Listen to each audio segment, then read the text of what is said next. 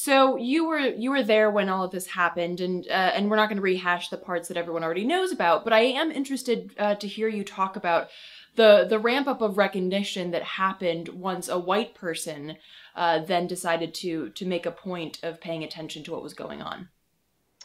Yeah, so I think part of the reason why I was so fired up that day was because I had noticed it from the very beginning, and I felt as though a lot of other people hadn't.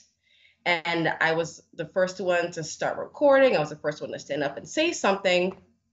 And I had a girl, my friend now, Lauren, come up to me, tap me on the shoulder and say, "Hey, what's going on?" So I explained that to her. And then I heard all the chatter in the background behind me as she's now telling other people what's happening. And the woman whose video went viral, Melissa DePina, we're actually great friends now. She told me that I had been standing up there for a while before anyone noticed. And she said, "Michelle, to be honest, I don't know if I would have said anything or started recording had you not been so animated and so loud about it."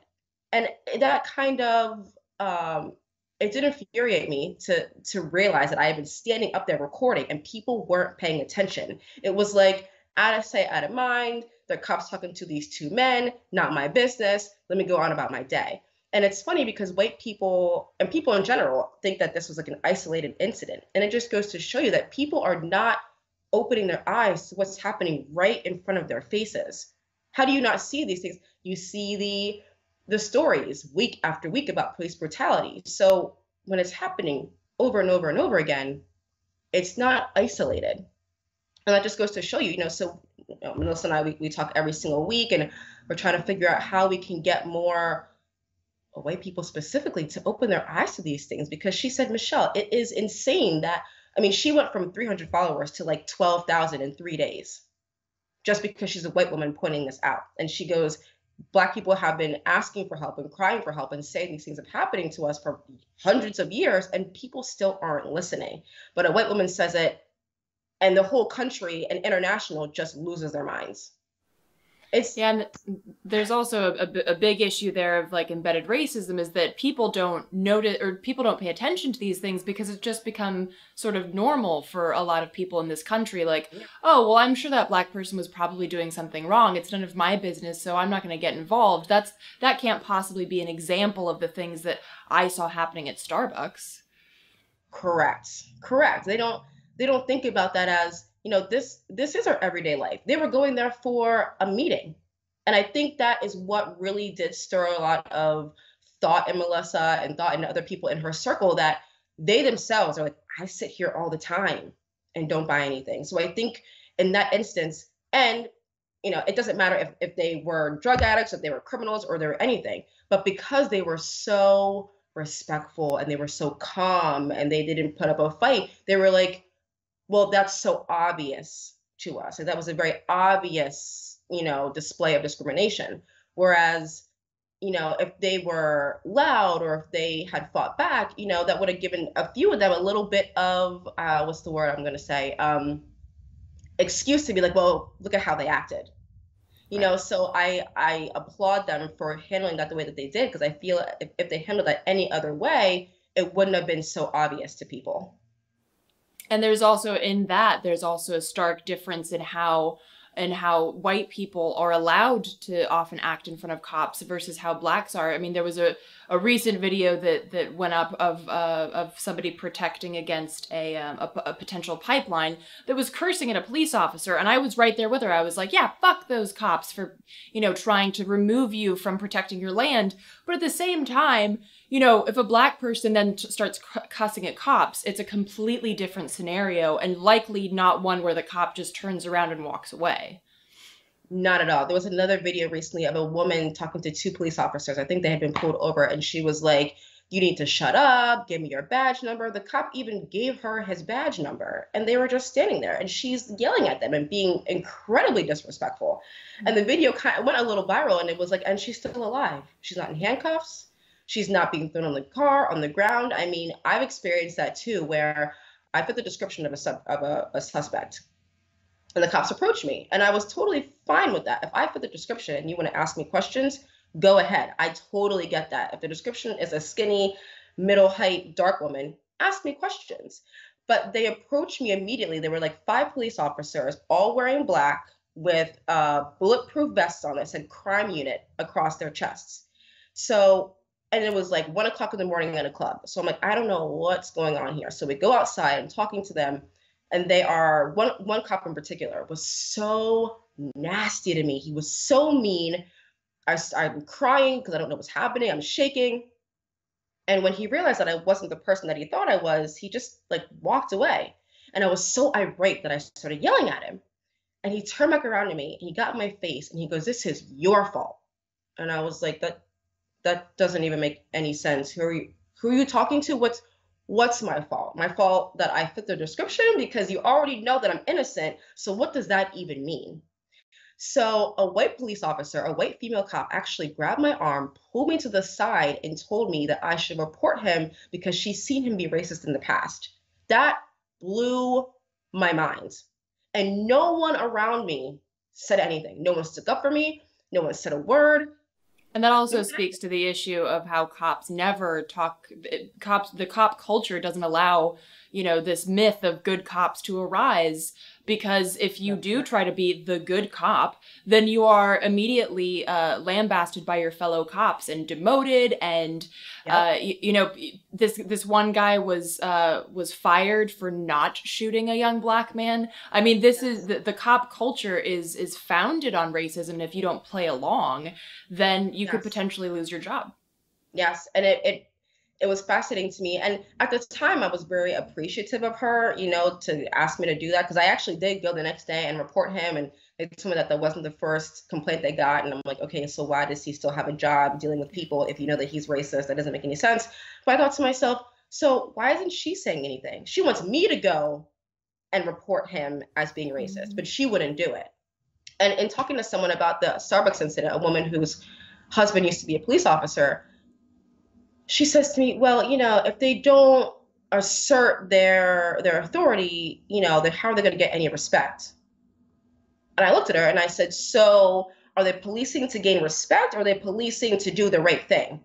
And I saw like the wheels kind of turning in her head, and she realized like that was such a ridiculous thing that I just said at that moment, and it was like, so you arrest guys for not buying coffee because you want to get respect. Then you're not in the right profession. And you also don't get respect by asserting force. I mean, that's how you gain fear. That's the method of authoritarian regimes. You gain respect by working with people in collaborative efforts, not by crowding around them and threatening to beat the crap out of them or kill them.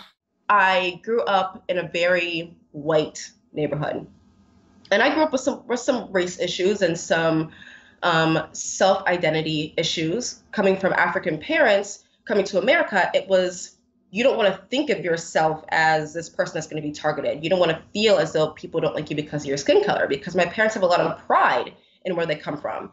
And so I find, and I'm not the only one, I know that a lot of Black people, I feel, try to assimilate with white culture just so that they don't feel that pain, feel that burden. Someone like Kanye West, who tries to think that, oh, it's just all in your mind. And for someone like me, then, who that happened to, having a lot of white friends, I got my college degree, I have a good job. And then that happened to me, I realized it doesn't matter how rich you are, it doesn't matter how famous you are, it doesn't matter if your skin is Black. At some point in this country, you will experience racism. And from that moment on, 2012, is when I really started to rethink about my self-identity. Like, it really took me years and years to be comfortable with myself and to just accept the fact that this is where we live, And I think that's really hard for a lot of people to think about the fact that your skin color, your hair, your features are hated by so many people. But how do you turn that into, I guess, activism? How do you turn that into educating people? And that's what I'm trying to do right now. Is it shocked me how many people, one, thought it was an isolated incident, how many people tried to somehow, people that weren't even there especially, try to somehow spin or justify, well, maybe they did something. Maybe it's like they really don't understand where they live. They don't know the history. They don't know the culture. And, so I thought to myself, maybe I should write my my school district a letter, because when I was in school and we talked about slavery or civil rights, they just glazed over it. It was like Harriet Tubman, Rosa Parks, MLK, didn't really touch on the Black Panthers, didn't touch on Malcolm X, and that was like it. But then when I started digging into it, I realized, that education is run by the government. And so it's like, how do you infiltrate that? How do you get them to change their history books? How do you educate these people? I guess it's just really one conversation at a time, but it's frustrating even to talk to people that I know that I consider to be good friends. When I really start asking them questions, a lot of things come to light. A lot of things come to, I realize like, oh, you're cool with me because as long as we don't talk about race. I actually recently, I'm not friends with the girl anymore because we started talking about race and things got a little bit heated. And I noticed that she doesn't follow me on social media anymore. And it's like, you were totally cool with me before we talked about race. So are you racist or are you not? It's like, oh, well, she's one of like the good Black people. You know what I mean? Or because of the way that I talk, people would say, oh, well, you're like white. And I'm like, no, I'm not. I'm not though, and I'm starting to realize more and more, like there might be a lot more people in my circle that have some of these thoughts. And I want to find them. I do. I want to find them. I want to talk to them. Because I don't need any, I don't want to be seen in that light. And it's so funny because again, systemic racism, it's built in, people don't even realize how many racist things they say. And I say, by you saying that, someone else overhears you say that and they think it's okay. You got to stop with that talk. You got to stop with the narrative that, if a Black person is educated, or successful, that means that they're immune to racism or it means that they're white in some way. And just the idea that racism is something, or colonialism for that matter, is something that we used to have a problem with, but now we're okay. Now we're all friends, and Black people, Indigenous people should just get over it and move on. And I think a big problem with white people, even that I talk to, is that they don't think that they're racist. It's this idea that, well, no, I'm not racist, and it's like, no, you are. And by admitting it, it's like being an alcoholic. You have to admit it in order to deal with it. You can't possibly grow up in America without being racist. And racism is a spectrum. So it's like, it doesn't mean that just because you're racist that you're a member of the KKK. There are levels of racism, like the woman who said Oreo, or somebody who just says to a Black person, like, oh, wow, you're so eloquent. Like, it's a surprise that a Black person could be eloquent. Like, these are racist things that people say without ever considering themselves to be racist. And even the woman who called the cops at Starbucks would probably say that she's not racist. But she was like, well, they must be up to no good because it's two Black guys sitting over there. And it's like, well, there's that embedded racism that has to be dealt with. And it's actually really, really dangerous now because the overt racism is not considered okay, but the covert racism is perpetuated and considered legitimized. Well, I actually asked the barista, because I asked the cop first. I said, why are you arresting them? And he looked at me and he said, go ask the barista. So I said, okay. And I asked her, why did you call the cops?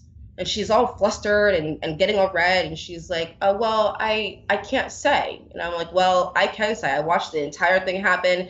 They asked her to use the bathroom. They didn't do anything. So what? I go, did you feel like your life was threatened? She wouldn't look at me. She wouldn't talk to me. She just looked down at the coffee or whatever. And so I asked her again. I said, did you feel threatened in any way? She couldn't answer me. She was silent. She couldn't even come up in her own mind why she would have called the cops on them. She had no idea. When you see a room full of people not drinking coffees, she couldn't even in her own mind put together, why did I call the cops on them? So instead she just shut down and she just ignored me. It's just amazing to me how many people don't see themselves as racist when they do so many things in their everyday life that's somewhat racist, either by stereotyping or, the other day I was walking behind a white woman and I noticed her kind of like look over her shoulder a little bit. And I just didn't feel like dealing with it. So I actually crossed the street to pass her and then crossed back over the street. And then I asked myself, why did I do that? because it's also, it's part of the system. We too, Black people, sometimes we do things to appease people. We do things to not stir the pot a little bit, and we need to stop doing that. We should not have to do things like cross the street because someone feels uncomfortable with you walking behind them. I shouldn't have to sound more eloquent or educated in order for you to respect me. I shouldn't have to make $100,000 in order for me to not get arrested. I think maybe also part of the reason why this did go viral is that it came out that these two men were real estate agents. They have occupations that are respected. And so therefore it was like, oh, how could you arrest two real estate agents? What if they were two bartenders? Would you care as much? What if they were two, I don't know, crossing guards? Would you care as much? I'm going to go with no. Yeah. Just classism and racism are very much intertwined. So 8,000 stores in the U.S. on May 29th are going to be closed, 8,000 Starbucks stores, for what they are calling anti-bias training. So I wanted to get your thoughts on that because that's kind of a vague name. And then, of course, the question is who's leading these trainings? Is it somebody who's familiar with Malcolm X or familiar with the Black Panthers or familiar with Black history? And so I wanted to get your take on those quote unquote anti-bias trainings that Starbucks announced it would be doing. I mean, it's a nice gesture, but I think it's bullshit. I think it's for publicity. I think it's just to get their name back in good graces. Every time you start a new job, they have those trainings already. Anti-sexual harassment, anti-bribery, anti-money laundering, anti-harassment in the workplace just in general, anti-racism. They have those trainings at every job. That doesn't stop people the very next day from sexually harassing someone. That doesn't stop someone from the very next day from calling someone the N-word. It doesn't stop those things. So that's actually, you brought up a good point. Who's running these trainings? How are you going about it? How are you educating people? Like, what are you saying? Just don't be, people know not to be racist. Like, they're gonna do it anyway. That woman would have done that if she worked at Joe's Coffee or Dunkin' Donuts, anywhere. It doesn't have to be a Starbucks for her to do those things. And so, like I said, it's a nice gesture, I guess, but I don't know. I'm a little bit you don't erase someone's racism in 4 hours of training. So I personally feel as though it's completely bullshit and they just need to do it because they got really bad publicity. I mean, even in his apology, the CEO said something like, oh, she didn't mean for this to happen. I read the apology. The first thing I thought was that was such a weak apology. And again, it didn't give the guys any justice. It didn't condemn racism to me in any way by saying, oh, she didn't mean for this to happen. It's almost like, oh, feel bad for the poor barista who now lost her job. She really didn't mean for this to happen and she would like to apologize. No, she fucking doesn't. I asked her, why'd you call the cops? She couldn't tell me.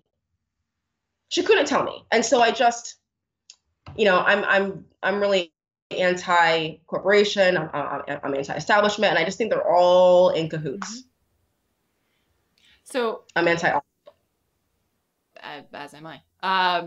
So finally, I wanted to, because you had mentioned earlier that you're trying to figure out how best to address these issues, and particularly how white people can fight the embedded racism that we have that's programmed into us by the system. What are some of the efforts that you're looking to work with after this incident? So we're actually trying to come up with some kind of social media campaign and also maybe some events around the city. We've met every week since this happened. Me and Melissa, we're trying to really find white people who are empathetic to Black oppression. We're trying to find them to help them encourage those conversations, have those tough conversations, and help them kind of narrate those conversations. I've had ideas like maybe partnering with a theater to show a public showing of 13th.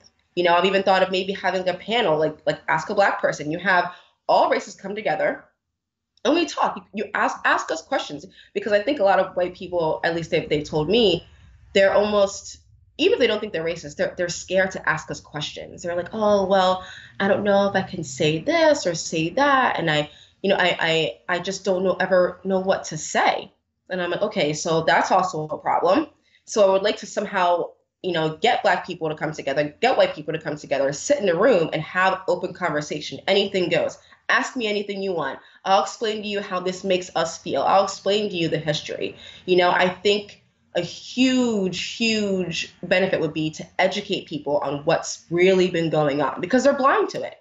The government isn't going to tell you that we use Black people for our political agenda. They're not going to tell you that.